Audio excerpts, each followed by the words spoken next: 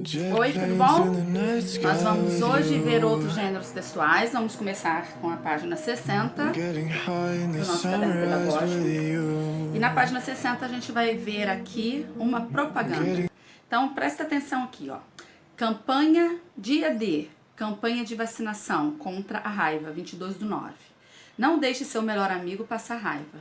Apresentação obrigatória do cartão de vacinação animal. Cães e gatos acima de 3 meses de idade, e aí nós temos a Prefeitura de Jataí conectada com o futuro. Número 1. A propaganda é um meio de anunciar uma ideia, uma informação, um produto. Releia o cartaz de propaganda acima e responda. Que assunto é abordado no cartaz? Vacinação, essa é mole. B. A quem se refere a expressão grifada no trecho, não deixe seu melhor amigo passar raiva. Então, aí seus bichinhos, no caso, cães e gatos. Letra C. 2 orientações sobre o que deve ser feito durante a campanha de vacinação contra a raiva são dadas aos donos dos animais nessa propaganda. Que orientações são essas? A primeira é que a apresentação da carteira de vacinação é obrigatória. Segundo, cães e gatos acima de 3 meses de idade apenas serão vacinados. Página 61, mas antes quero falar 2 coisas. Uma, olha que interessante, isso aqui é um cartaz. Então, quando a gente faz um cartaz, não adianta encher de informações e letras pequenininhas, igual normalmente se faz nas escolas, né? Cartaz tem que ter informação importante, tem que ter uma letra que se possa ler de longe, imagens interessantes, e isso tudo bem bonito para chamar atenção para que se veja o cartaz. Segunda coisa, ele usou a expressão passar raiva. Passar raiva é ficar com raiva de alguma coisa que acontece. Nesse caso aqui, não está se referindo a ficar com a raiva, o sentimento, mas raiva que é doença.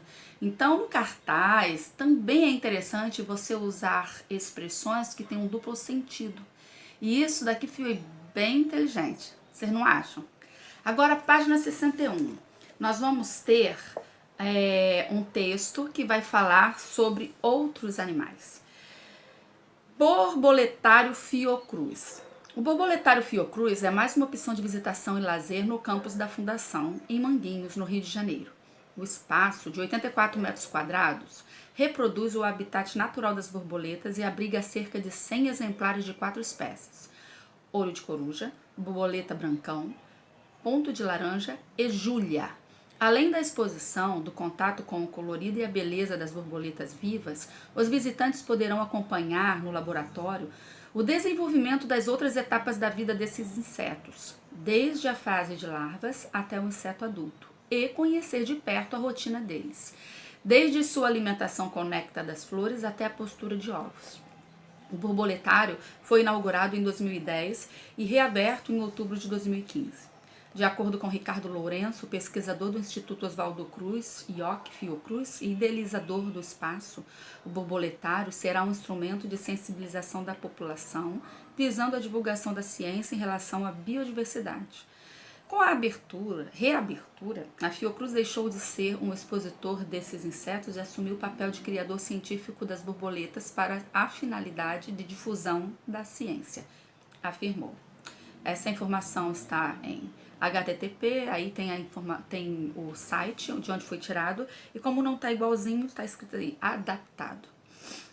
Número 1. Esse texto apresenta informações sobre mais uma opção de turismo para a nossa cidade, o Borboletário do Rio de Janeiro.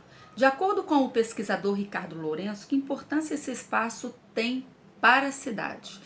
Então, olha só, ele é mais um espaço de visitação e os visitantes poderão acompanhar toda a beleza das borboletas. E além disso, é um instrumento de sensibilização da população, visando a divulgação da ciência em relação à biodiversidade. Então, a resposta está lá no 2º parágrafo, ok?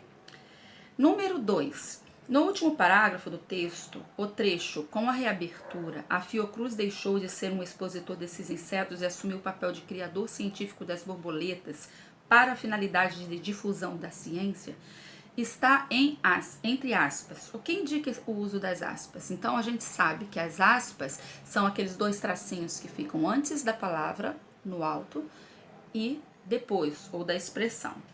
E as aspas, uma das razões que usamos as aspas, e é o caso aqui, é quando a gente está colocando, escrevendo a fala direta do falante, né, do emissor.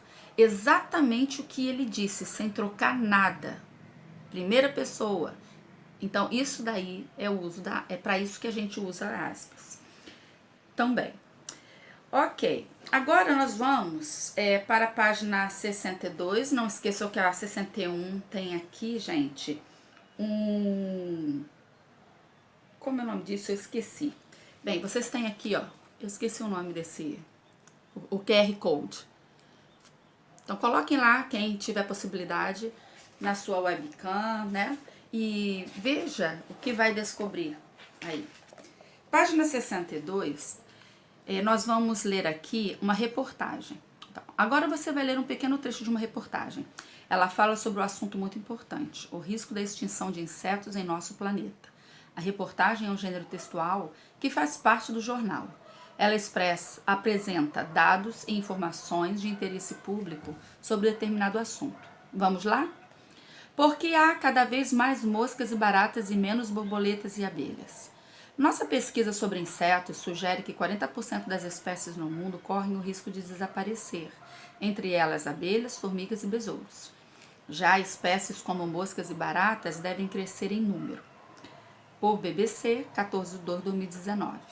Uma nova análise científica sobre o número de insetos no mundo sugere que 40% das espécies podem desaparecer, entre elas abelhas, formigas e besouros, que estão desaparecendo 8 vezes mais rápido que espécies de mamíferos, pássaros e répteis. Já outras espécies, como moscas domésticas e baratas, devem crescer em número. Vários outros estudos realizados nos últimos anos já demonstraram que populações de algumas espécies de insetos, como abelhas, sofreram um grande declínio, principalmente nas economias desenvolvidas. Os pesquisadores descobriram que o declínio nas populações de insetos vistos em quase todas as regiões do planeta pode levar à extinção de 40% deles nas próximas décadas. 1/3 das espécies está classificada como ameaçada de extinção.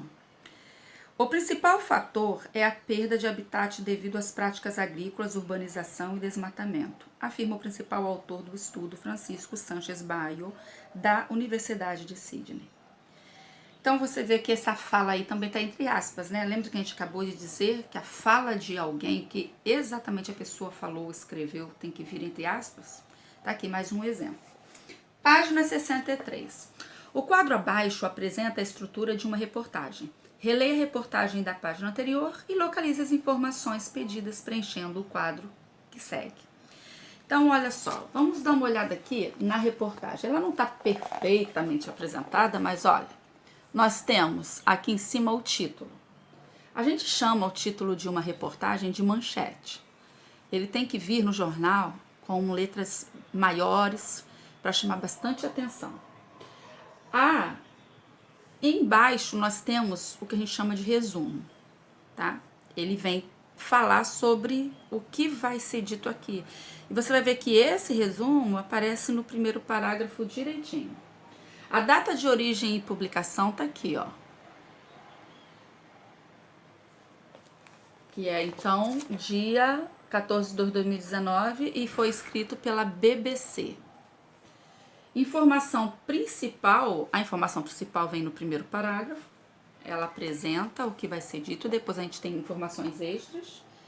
O resumo, como eu já disse, está assim.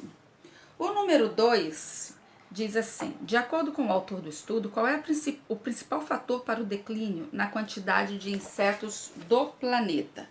Nós temos aqui embaixo, entre aspas, está dizendo, o principal fator é a perda de habitat devido às práticas agrícolas, urbanização e desmatamento. Perda de habitat, já estudaram em ciências vocês que habitat é um meio em que um ser vivo vive e que tem tudo de que ele precisa.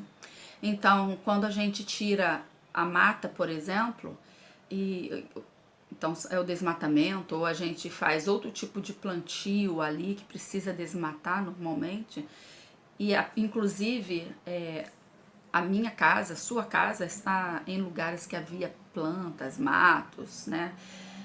Tudo que ajuda para a sobrevivência de um inseto, a gente está contribuindo para que eles sumam, desapareçam, porque eles não têm de onde tirar seu alimento, eles não têm de onde habitar, onde morar. Ok, espero que tenha ajudado e ansiosa para ver vocês de novo presencialmente. Um beijo, tchau.